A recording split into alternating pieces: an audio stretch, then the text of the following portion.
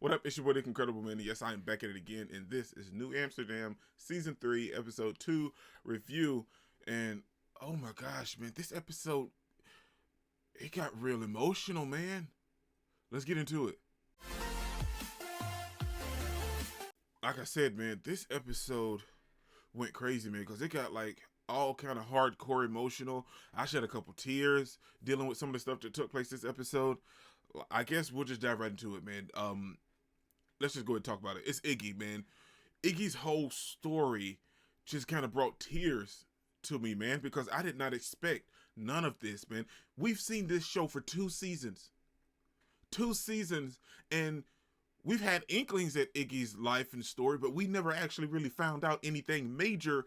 We knew that he didn't really get along with his parents and they didn't really click, but we didn't know why. I assumed it was because he was gay and, his father didn't like that or his parents didn't like that or whatever. But dude, that's not the case at all, man. I'm assuming this is why he can't really focus and sit down and have a nice conversation with his parents, because we learned this episode that Iggy hasn't eaten in 3 days. His assistant, it seems, worried, so she calls Bloom in to check on him, and Iggy hasn't eaten in 3 days because he's starving himself, because he feels like he's a fat monster, because he was fat shamed by his father when he was a kid, and his father would take pictures and post them on the wall, and just body shame him like crazy and ridicule him, all because his father had weight problems when he was a kid, and he felt like he would take all of that frustration and anger and out on Iggy, and it was just heartbreaking, man, to see Iggy say all of this. I mean, I know it's a story for TV, but I'm just saying, dude, this was heartbreaking to listen to and hear and just watch in general. This was hard. And oh my gosh, man, it was so heartbreaking, man. Bloom was there to try to help him. She went into his drawer to see that he had the snacks hidden, and she read the little note, and he was like, well, that's a note that's something my father used to say to me all the time. Those are his words. And then we kind of went into the whole backstory of why he is the way that he is. And I feel like everything that he went through is the same reason why he became a psychiatrist, to help people, because Iggy had mental health problems, man, because of his father. And he even tried to kill himself. And I don't want to just throw blame and bash his mother, but it feels like she might have just let this happen too. She didn't try to intervene or stop it. Even after Iggy tried to kill himself, she continued to let it go on.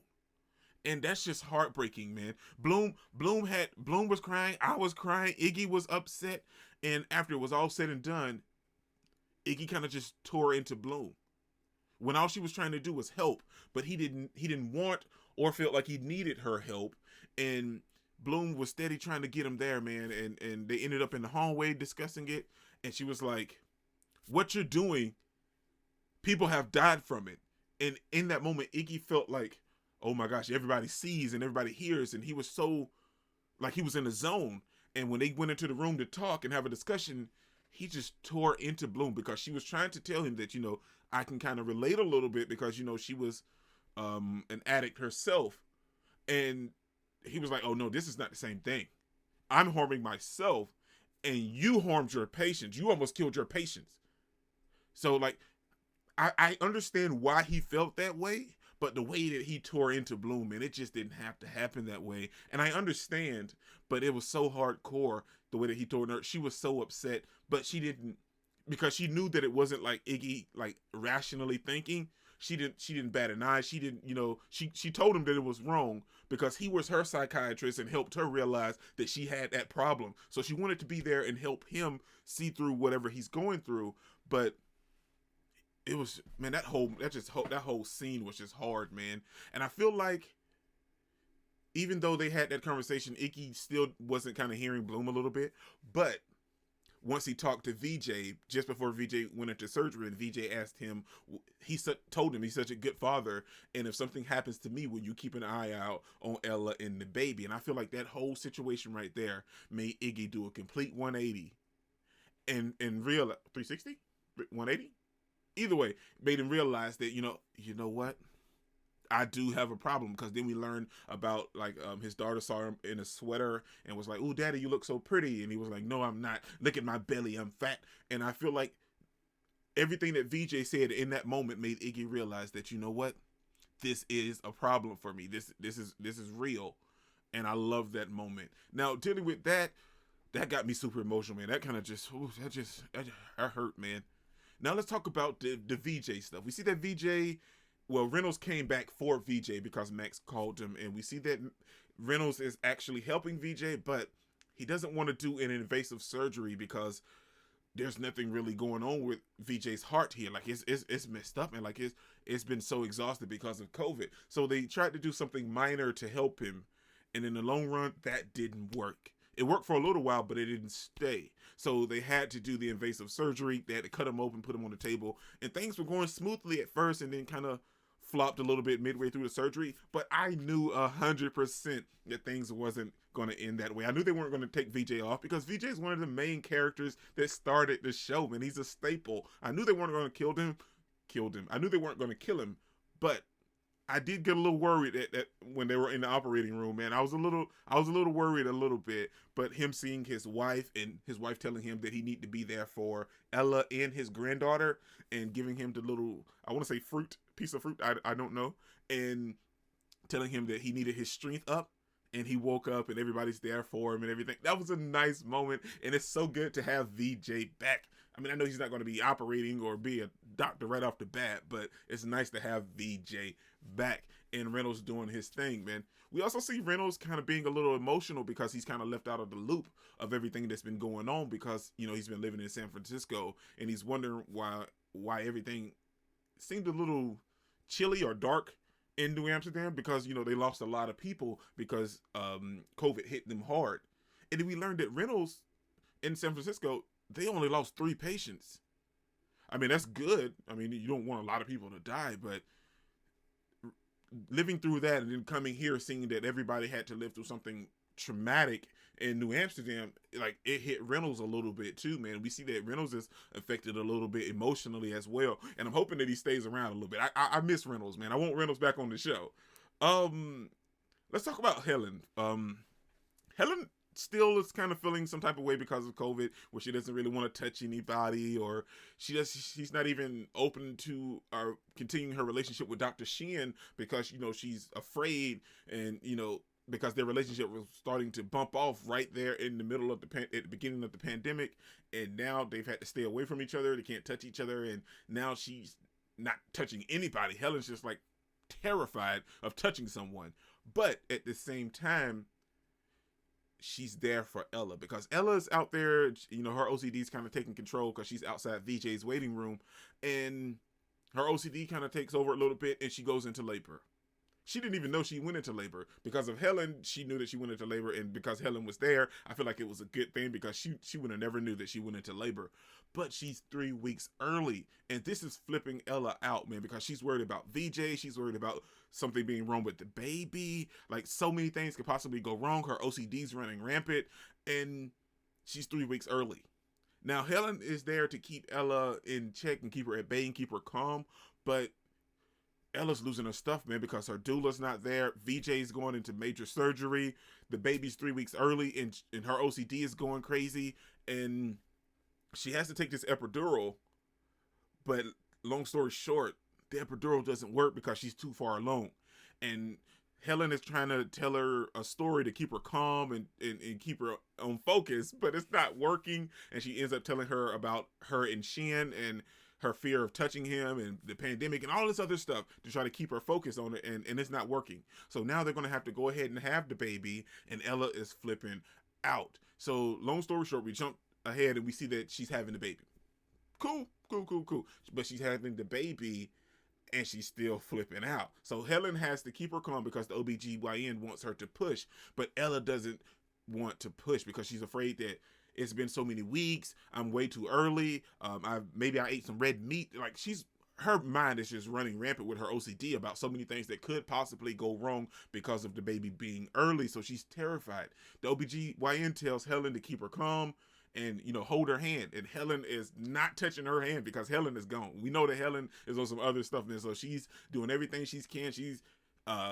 Helen is counting on her fingertips. No, not Ellen. Ella is counting on her fingertips. Helen's counting her fingers to keep her calm. She's trying to do everything she can to keep from touching her until things start to go awry. And Ella's like, well, no, you know what? I'm not going to push at all because she's so afraid of anything happening to the baby. So Helen grabs her hand, and I feel like this is a major step for Helen because she's been so terrified. Now that she grabs her hand, and she ends up getting face to face. Can you say like face to face with her? They're so close, and I feel like this is a major step for Helen because she helped her have the baby. With that moment, with her grabbing her hand and being face to face, she conquered her fear, but she also helped Ella have the baby. So at the end of the episode, when her and Shin get together, and she tells him that I'm not ready. I'm not ready to end our relationship. So they end up touching hands, and he's touching her face, and they look like they're going in for a kiss. But now, don't get me wrong. I feel like her and Shin could make a great couple, and their relationship could go a long ways. But I just want Helen and Max together, man. They won't give it to me for some reason. Why, NBC? Why, New Amsterdam? For some reason, they won't give me Helen and Max at all, man. I don't know why. That's all I want. But her and Shin feel like they can make a nice, decent couple, and Max is focusing on other things, and he just wants to see Luna. So there's a lot of stuff going on. But her and Shin have kind of conquered Helen's fears a little bit, so we'll see how they deal with that in the upcoming episodes. Now, let's talk about Max, because Max became a drug dealer this episode. That was probably not his intention, but he became a drug dealer this episode. He ended up writing, I want to say like 700 scripts. No, 700 milligrams, I can't remember. Anyway, it was a lot of scripts, and for all of these patients that have been suffering because of his, whole little plan to cut like the opioids back and then wean the people off. So we end up finding out that one of the employees have been stealing oxycodone for their mother because she has bone cancer and the pain is so unbearable that she just can't deal with it. And Max was like, well, why can't she get the help that she needs? And he goes to her doctor to find out, dude, your policy made me cut this lady off and make me not have any say-so about giving her any more medication. And Max realizes that I may have jumped the gun and I made a mistake. And I think that is why we love Max as an administrator. Sometimes, he focuses on a lot of things that he just enacts with a plan. He doesn't really have an actual solution. He has a plan, but not an actual solution. But this time he admitted that he made a mistake, and he knew that he made a mistake, and he owned up to it and came up with a legitimate plan. His first plan was to, have bike messengers deliver the drugs to the people. And it was so much drugs, and that's why he ended up getting arrested by the DEA. I feel like that was a nice reprieve from all of the seriousness that took place this episode. But Max getting arrested was hilarious, man. But with that taking place, it also made him realize that, I can help these people in a different way. When he came up with a legitimate plan, which was to earmark the pills with like a little etching or whatever that you can see with a black light, and then give all these pills to the people. And if they end up selling them or giving them away, we'll know if they're New Amsterdam pills or not, because they have the little, you can check it with the little mark from the black light. Genius idea. Even his boss loved the idea, because that's a legit idea. Better than having the bike messengers deliver the drugs around the city, being a drug dealer. So that was a nice, genuine idea, and I feel like it takes a real man to own up to their mistakes. And Max done that this episode, and that's legit on Max. Now, whatever, is going on with him and Sharp, Max is a wonderful administrator, man. We got to give him that. Dude is legit when it comes to the administration of the hospital. I think that's everything this episode. Like I said, it was a nice episode, but it got super emotional, man. Oh my gosh, I'm still thinking about the moment with Iggy, man. I know it's a story for a show, but still, dude, just the idea and the thought of it, man. Oh boy, this your boy, Incredible, man. Don't forget to smash the like button till you can't smash any more. Comment down below, and I'll be sure to respond to each and every one of them, and subscribe, but only if you really want to, man. Peace out. I cannot complain, because today I'm doing